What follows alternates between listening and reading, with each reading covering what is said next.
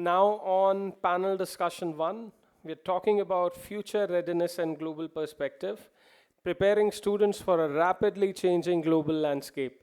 I would now like to call on the dais the moderator of this amazing session, Mr. Sivaprakasam Raman, Director, Hindu Global School, Erode. First up, the moderator, Mr. Sivaprakasam Raman, sir. Our first panelist, Ms. Priya Dixit, Head of Schools, Akshar, Arbol International School, Chennai, to please join us on the stage. Ms. Rebekah Abishek, Founder, Aachi Global School, Chennai. Ms. Archana R, Managing Director, SAN Academy, Chennai, to please join us on the stage. Ms. S. Catherin, Rebecca, Vanith, CEO, PON, Vidyansharam, Valaksaram, Chennai. Mr. K. Prabhakaran, Principal, Vellore International School, Chennai. Mr. Mohammad Azhar, Founder, Principal, Knowledge Academy School, Chennai. And last but not the least, Dr. D. Rajashekhar, Director, Branding, Amit University, Tamil Nadu, to join us on the stage. Good morning to one and all present here. This topic is about future readiness, about how to prepare children for an uncertain future. I think all the senior academicians already touched upon that. So today we have a wonderful panel. First of all, it's a big honor to sit among them. And first time I'm getting a chance to be the moderator. I usually get a chance to be the panel speaker. So I hope I do a good job. I'll just start off with something on a higher level because I work for a lot of colleges and schools, and it's a big spectrum of area I work in the education space. So let me play the devil's advocate. Check this. A lot of paradigm shift is happening actually. Let's take a person like Geoffrey Hinton, who got the Nobel Prize in 2024 for the foundation models that he built for neural networks and mathematical modeling and all that. But Nobel Peace Prize, they don't give for mathematics and computer science. Computer science, Turing Awards are given. There was a big hint because the academy wanted to give him that honor because they know that AI is going to make a big shift in every of our work life and everything, from education to healthcare to all the sectors like agriculture and all that. So this uncertainty is the big thing. Let's look at admissions across the world. Today you look at schools, for example, all the Asian schools which are like the intensive thing. You look at all the entrance exams, the parent. It's, for example, like let's take a simple thing like a meeting was last held a couple of months in Saudi. Elon Musk was in a meeting for Saudi investment meet, and he said work will become optional in the next 20 years. And you look at the placements today happening in India. I work for a lot of colleges. You look at the placements like companies like Infosys, Accenture, DCS, Tech Mahindra. The recruitment has gone very low. It's really scary because these are all the mother, because we are about 80 lakhs people are working in the IT sector alone. It's a huge revenue sector. I mean, it's been feeding our colleges.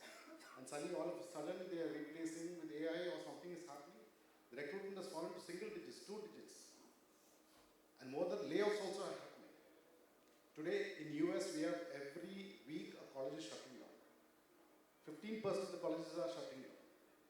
Maybe it's AI, maybe it's automation. Look at all the AI companies like ChatGPT or this Microsoft Copilot or Anthropic. Everyone is invading roads into every sector. Good or bad, I don't know.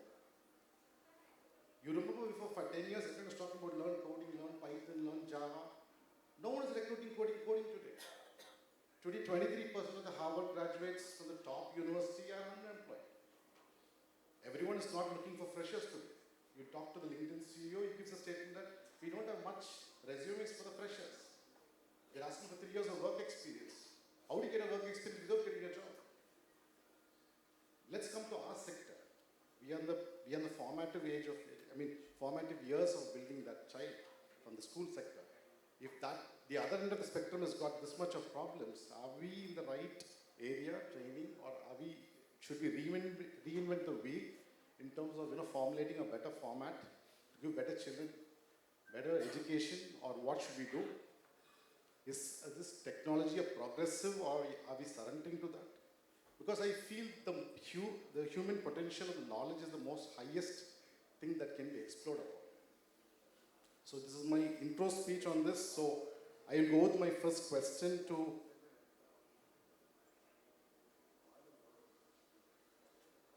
Mrs. Catherin. Ma'am, from Pon Vidyashram School. Yeah. As an educator, how do you convince parents that future readiness lies in more co-curricular activities like, like building resilience or critical thinking, apart from, just academic marks? How do you convince your parents or your, stakeholders like that?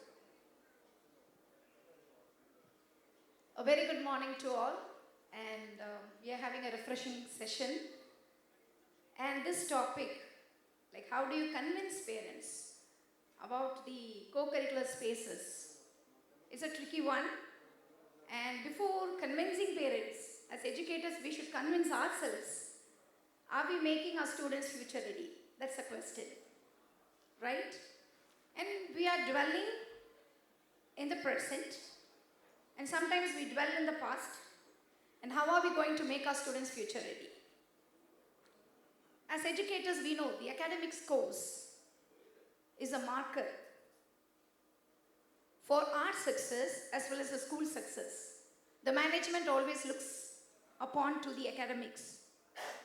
And each and every school brag themselves saying that who tops the first and who came second and what is the score of the particular school and so on.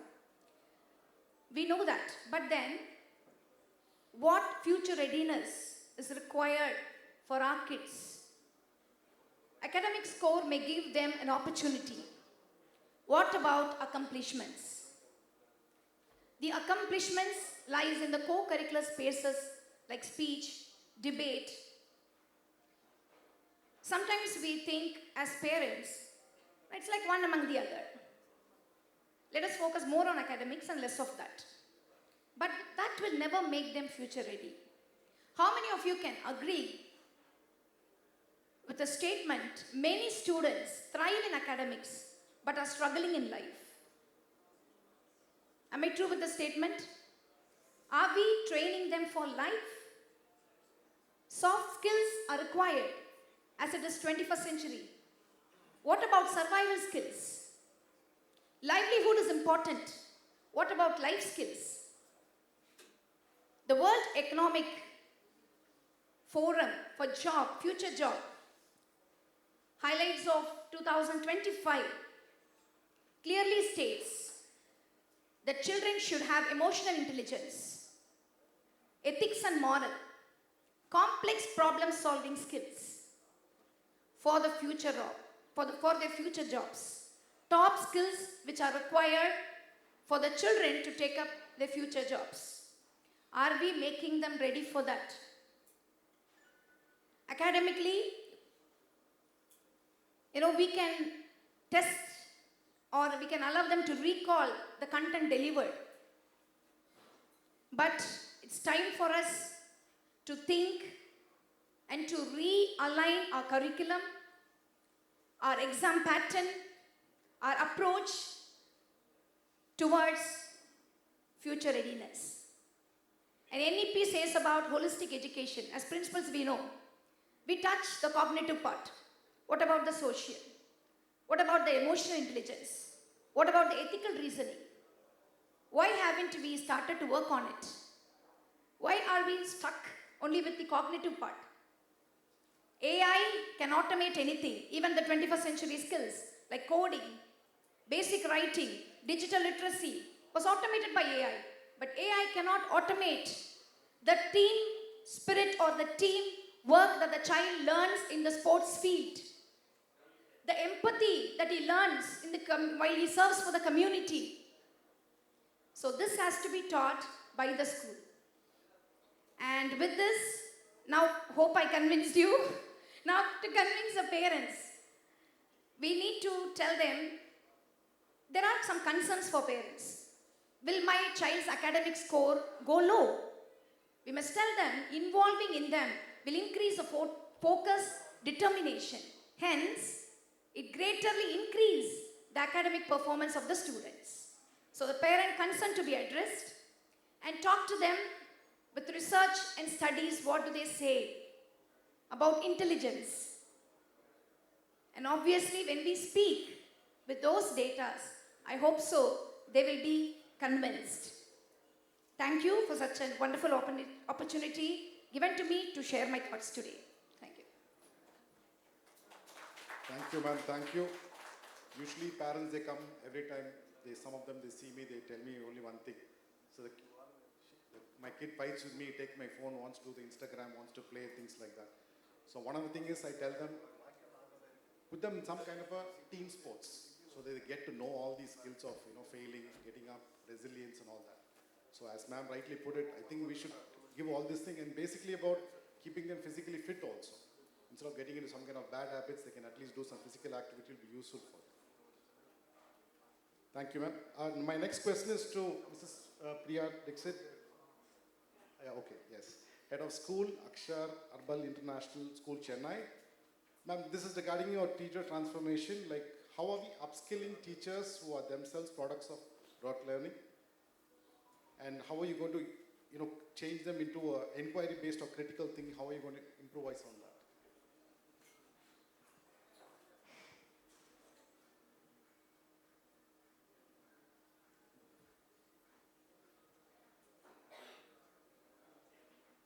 I think this is a question where there's a lot of tension, right? When all of us are sitting here as leaders, this is a real question that we all face about our own teachers, because we are preparing students who are in today's classrooms across early learning to primary to middle and secondary. And we are talking about this unseen world that we ourselves are grappling with. So you have a current problem, working for a future impact, and where do we all come from? From the past.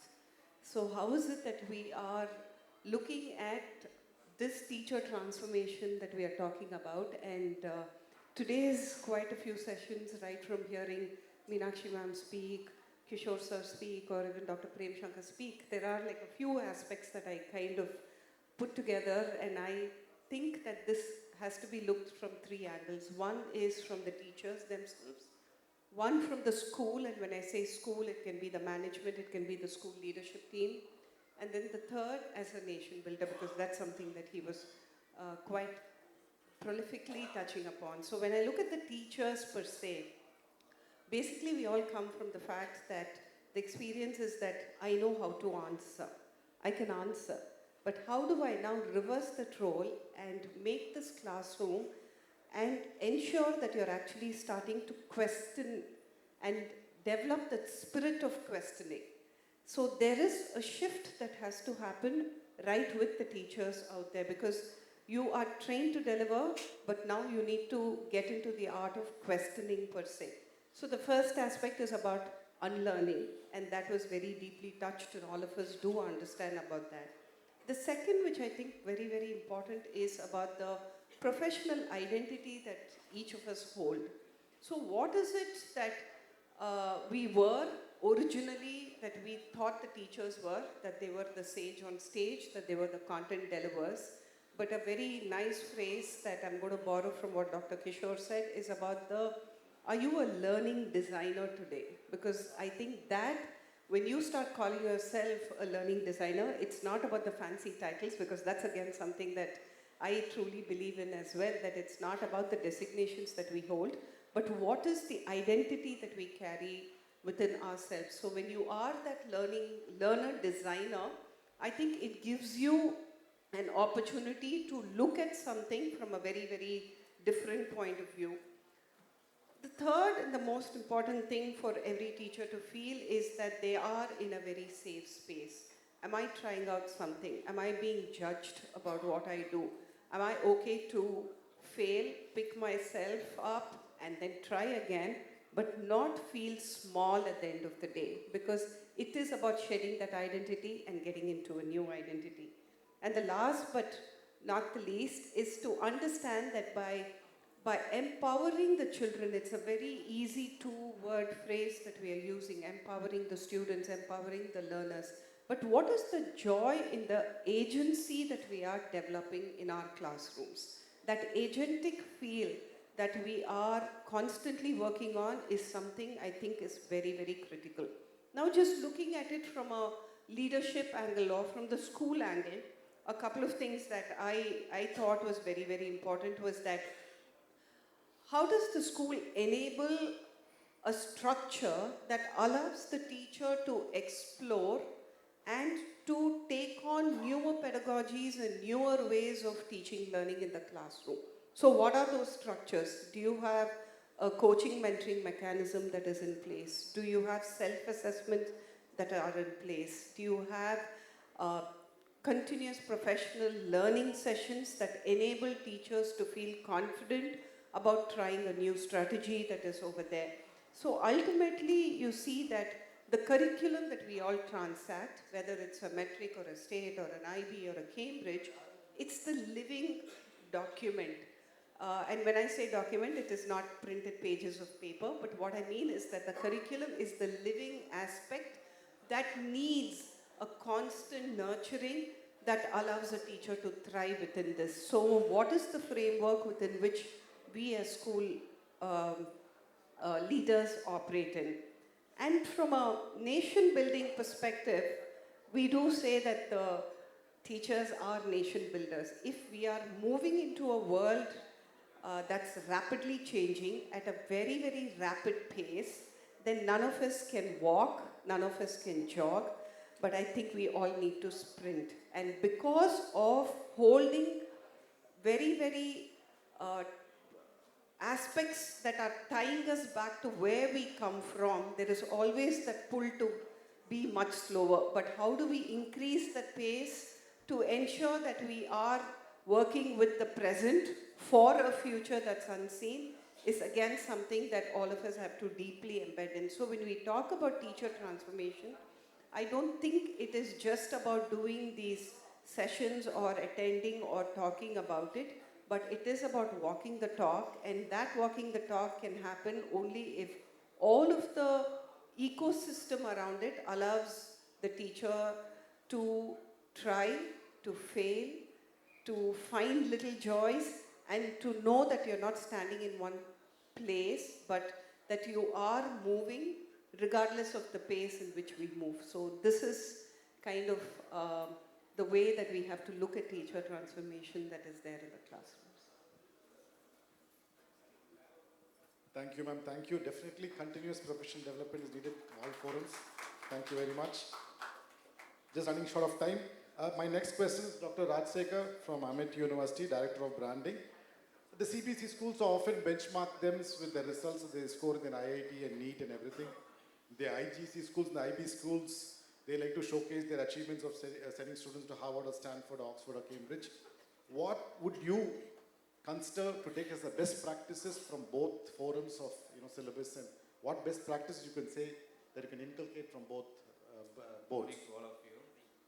So the topic which related to hybrid students, first concept is, and I want to say some statistics.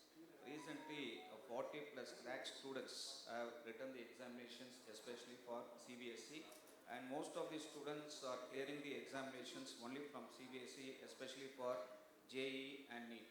This is one concept, whereas CBSE used to focus on strong concepts as well as competitive examinations. That's the reason the students from CBSE can be able to clear the Indian examinations. IGCSE, which focusing on global level with the three aspects. One is projects and another one is communication, and apart from that, the most important thing is research.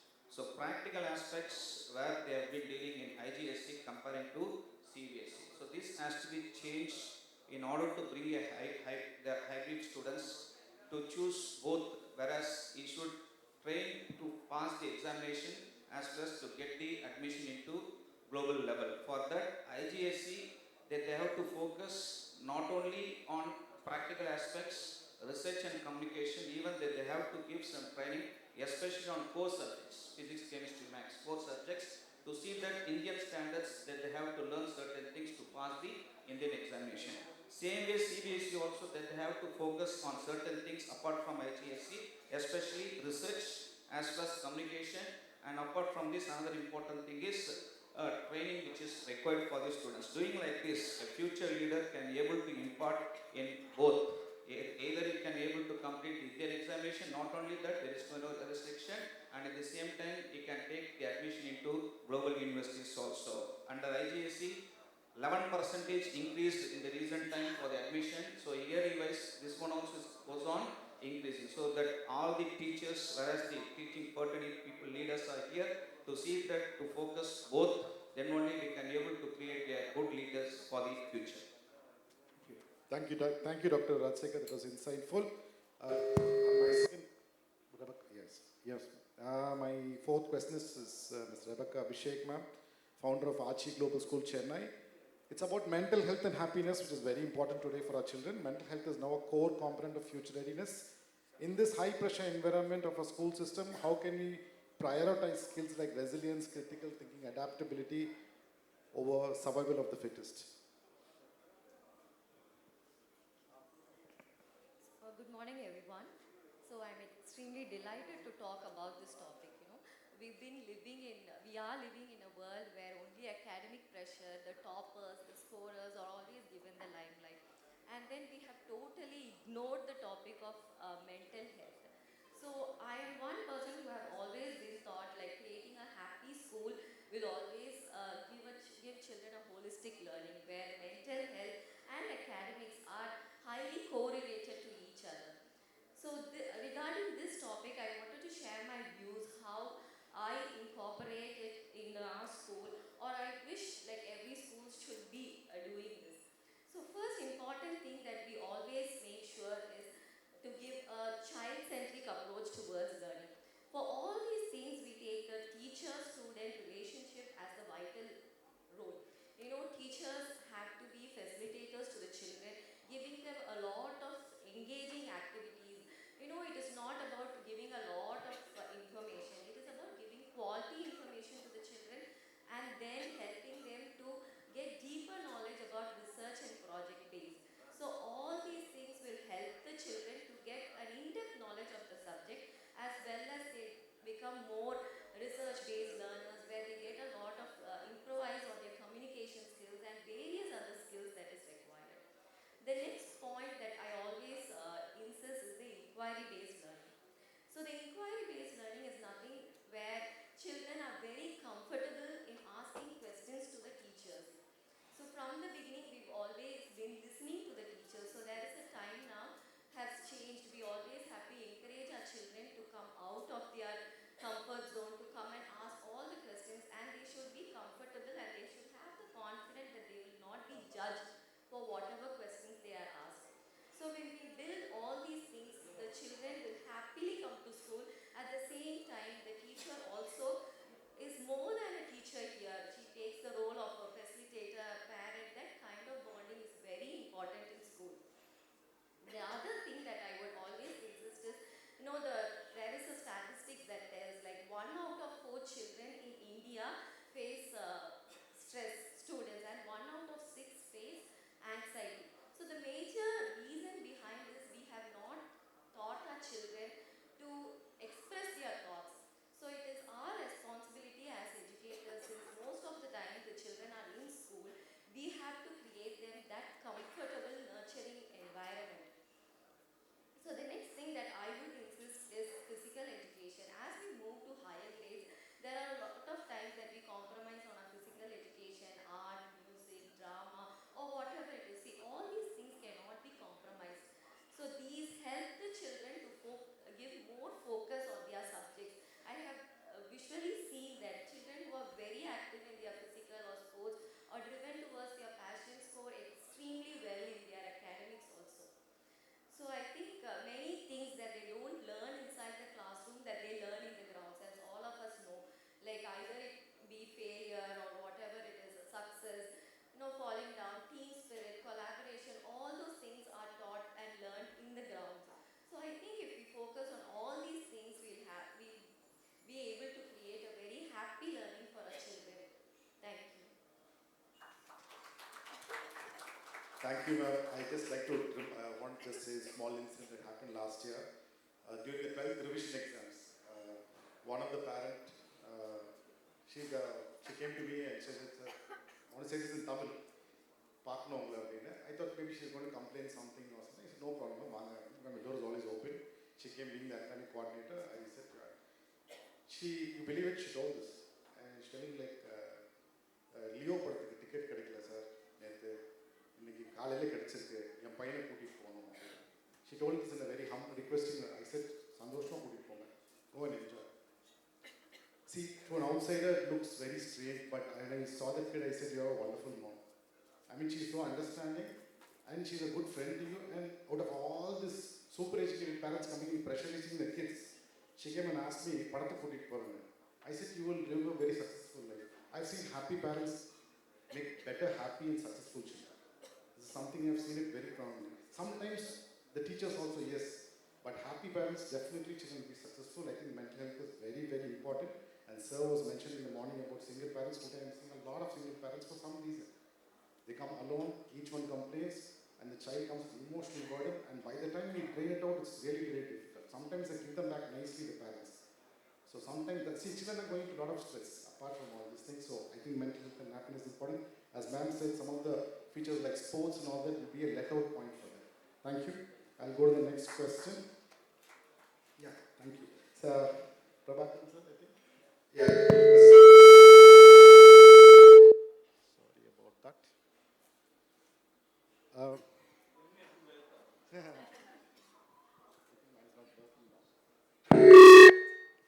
Is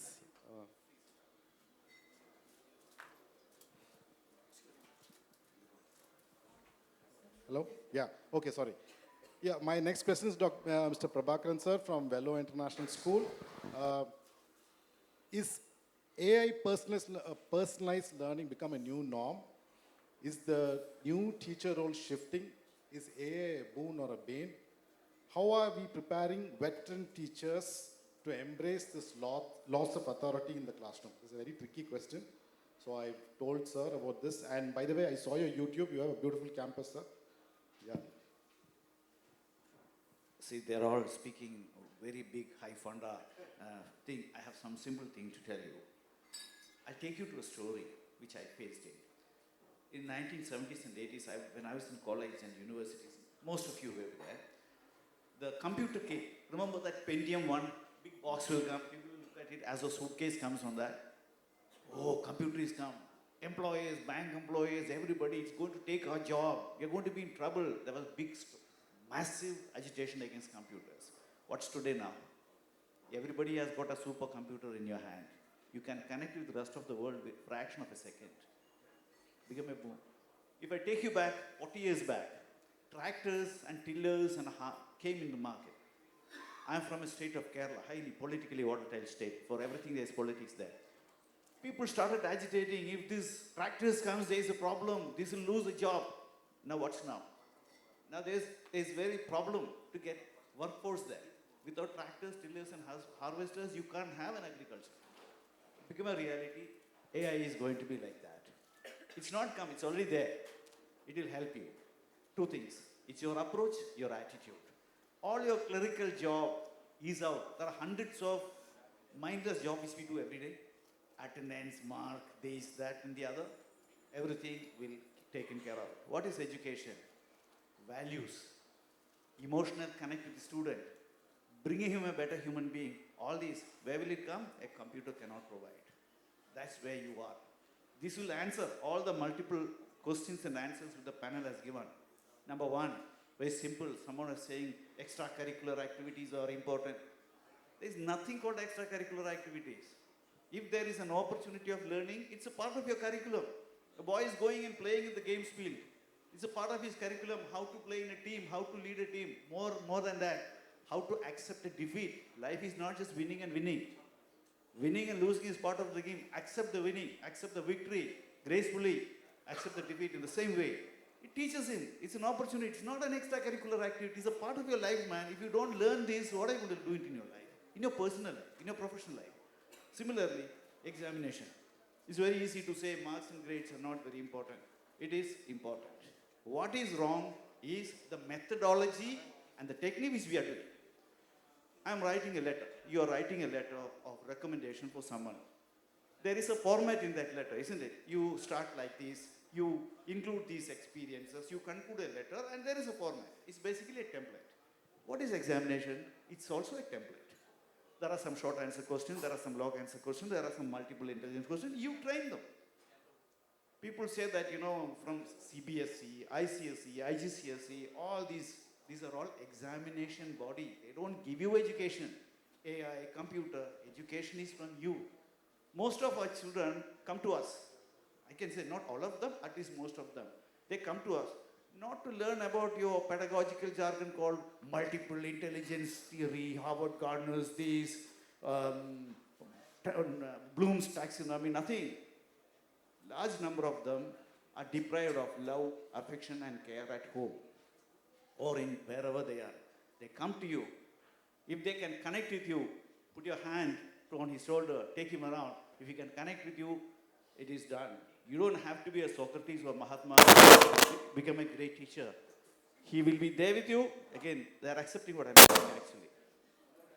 There with you. It's a very simple way of handling human beings because what's happening in a bigger society, a bigger community is reflecting in every field. Education is not a watertight compartment. All the issues happening in society is strictly here. You have a very small role to play. It may be a very noble job, it is a small role. Understand them, give them love and affection, take care of them, and believe me, we are not in crisis. Human beings have got an amazing ability to adapt and evolve. Survived world wars, survived tsunami, everything we survived. We survived pandemic, the world almost came to a standstill. Still we are kicking hard, moving ahead well. We have amazing ability. Give them confidence, bring the confidence in you. My topic, specifically I'm mentioning it, artificial intelligence, AI, is one of the good products. We have to use it. Let us welcome, let us organize seminars and workshops, how we can use it effectively and fruitfully to enrich our learning. So it will supplement and complement our learning. Thank you. I appreciate sir's positive approach to the technology, very good. We'll go on to question number 6 since of want of time. Mr. Mohammad Azhar sir, Principal and Founder of Knowledge Academy School, Chennai. This question is about, despite being globally connected, digital native students face increasing social isolation and a lack of real-world interpersonal conflict resolution skills, resilience, etc. How to strike a balance with technological interventions in our children's lives? Say we have to use smart boards, we can't use smartphones. So how do you balance that? Thanks for the opportunity. Good afternoon, good morning, everyone.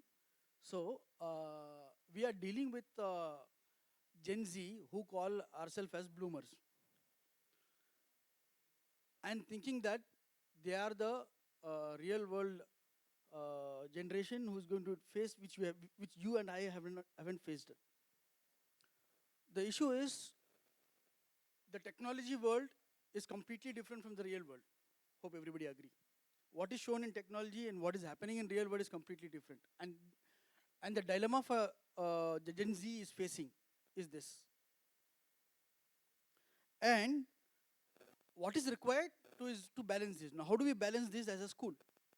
Which World Economic Forum and every company, every corporate is hunting for is emotional skills and 16 skills of 21st century, which we call it as consolidated into 4 C's. Now, how do we do that? Now, we can't teach emotional regulations or conflict resolutions through a book. So what do? We in our school, what we do is you call project-based learning. We give projects every 3 months or 6 months once, and they go and do this and come up with the results. For example, we organize iCamp, which is completely organized for the society, where they get in touch with the society to understand the emotional part, the grit, the resilience, the conflict resolutions, and children own up and they understand the real world. Now this gives a balance for them to understand what they are dealing and what is shown in the virtual world is not reality. It's a medium for them to understand, to develop their learning, rather it's the real world. So that is one which we do.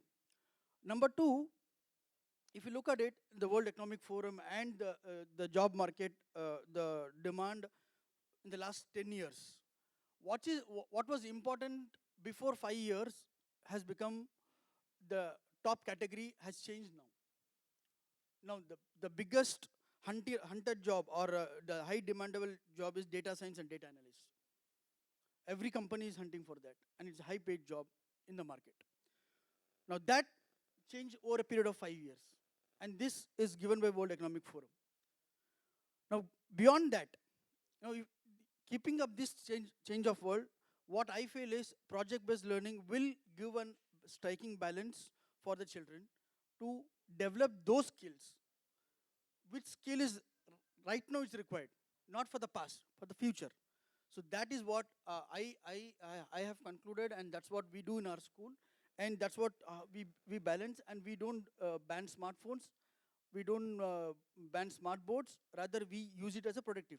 And children are allowed to use, provided with a limited access and all the security, and we keep a monitor on check of it.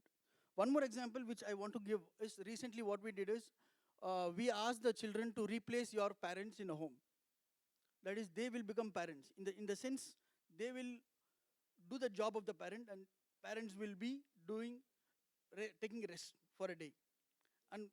And we got a tremendous understanding of the world of the parents, and we got a good results.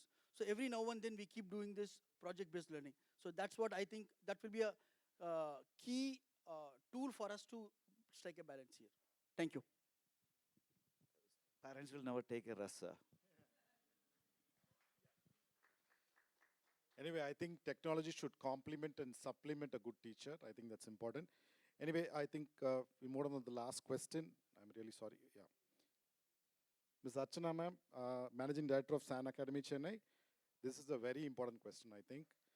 By 2030, hypothetically, this is a hypothetical question that I prepared. By 2030, if a 4-year degree is not a mandatory path to employment, I think the stakeholders from the school system will play a more vital role.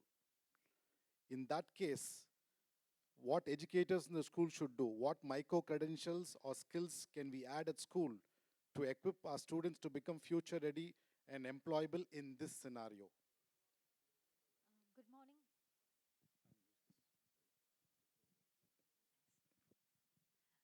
Good morning, everyone.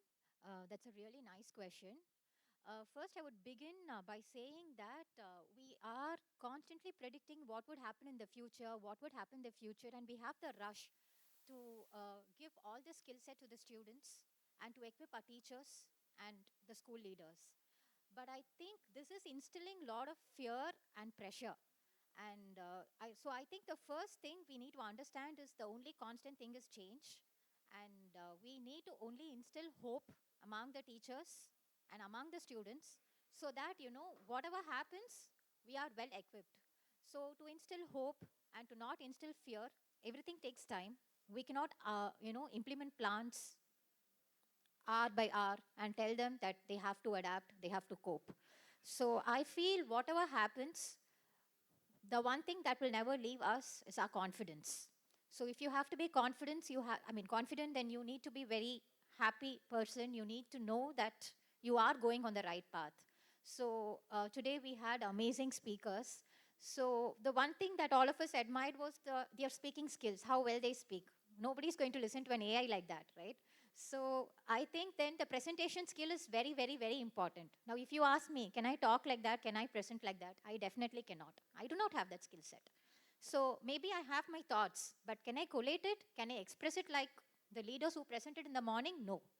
So when we ask the teachers to do the English, math, science corrections exams and also say you have to also do all this additional, where is the time? Where is the space? So I think all this is creating a lot of stress. Maybe I think as educators, we can first reduce the portions in science or math or whatever, and that some topics can be presented by the children. So a lot of collaborative learning like that can happen, and the leadership skills will also be developed.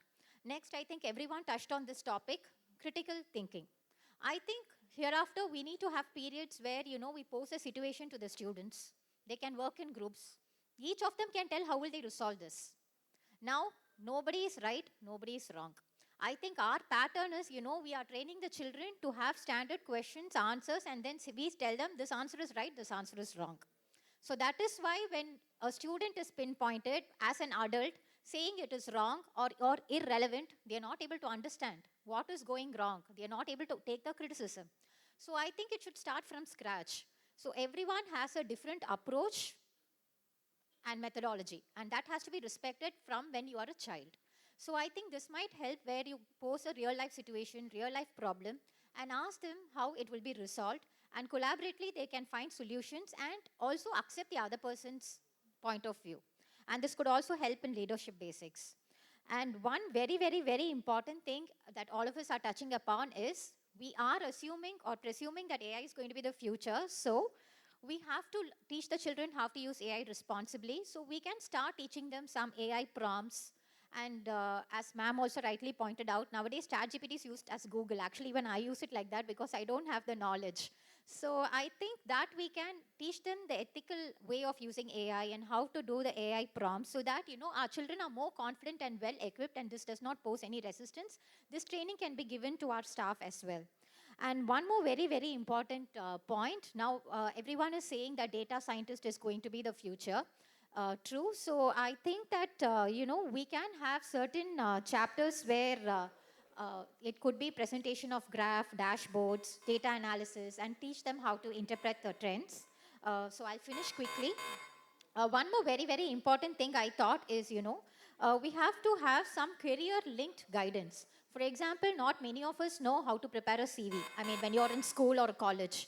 So these kind of basic skills can be taught. Because there is no time, I'll just wind up this. Thank you so much. I'll just finish the finishing note, because I started with the Nobel Prize, I'll end with the Nobel Prize. This is just a hypothetical question, once again. The Nobel Prize is given for physics, biology, chemistry, for peace and literature.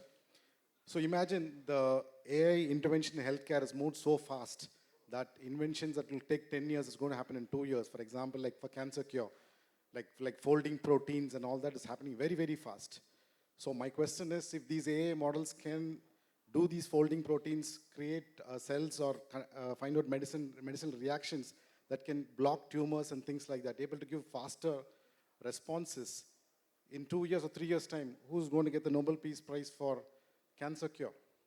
I leave that as an open-ended question for all you educators, because I think we need to do the PDSA cycle.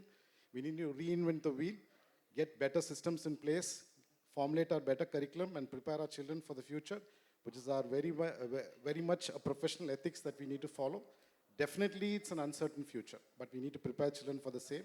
I think we have huge responsibility in our hands for the society and for the children. Thank you very much, panel members, for this wonderful opportunity. Thank you, Sandeep sir. Thank you, the organizers. Thank you, panel members, once again. Thank you, audience. Thank you. Can we have a louder round of applause for such an amazing panel?